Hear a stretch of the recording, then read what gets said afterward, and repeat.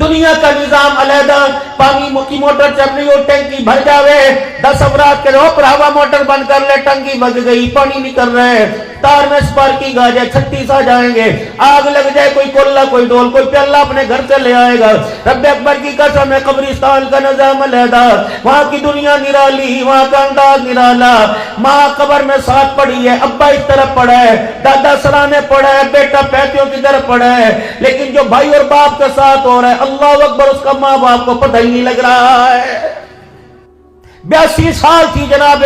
عثمان ذی النورین رضی اللہ عنہ کی عمر، دوہرا دماد مدنی کریم صلی اللہ تعالی علیہ وسلم کا، اتنا قبرستان میں بیٹھ کے رویا کہ داڑھی مبارک کے بال گیلے ہو گئے۔ دیکھنے والے نے کہا عثمان تیرے پر بھی کیا پریشانیاں پڑی، تو بھی قبر کے ڈر سے رو رہا ہے؟ کہا رحمت عالم صلی اللہ علیہ وسلم نے فرمایا تھا عثمان، قبر آخرت کی منزلوں میں سے پہلی منزل ہے، اگر یہاں کامیاب ہو گئے آگے نجات ہو جائے گی، اگر یہاں پھنس گئے تو آگے میرے عزیز ہو اللہ جل شانہ کے سامنے کھڑا ہونا مشکل ہو جائے گا۔ آمنوا اتقوا اللہ،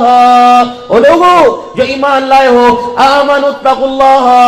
حق تقاتی، میرے سے ڈرو جیسا کہ میرے سے ڈرنے کا کہ ولا تموتن الا وانتم مسلمون، خبردار مننے کی کوشش نہ کرنا جب تک تمہاری میری صلح نہ ہو جائے، جب تک مجھے راضی نہ کرو، میرے پاس آنے کی کوشش نہ کرنا، میں پھر دوبارہ معذرت کے ساتھ ہاتھ جوڑ کے آپ حضرات سے عرض کرنا ہو، جتنے جنازے کپڑے چہرے سے ہٹا کے دیکھ لینا، چہرے کی افسردگی بتلائے گی خدا اس سے ناراض، یہ خدا سے ناراض ہو کے جا رہا ہے۔ اگر کپڑوں کے بدلنے سے،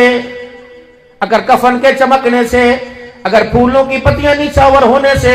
بخشش ہوتی تو رب اکبر کی قسم ہے کربلا کا حسین نے زکینی پہ چڑھ کے خدا کا قرآن نہ سناتا۔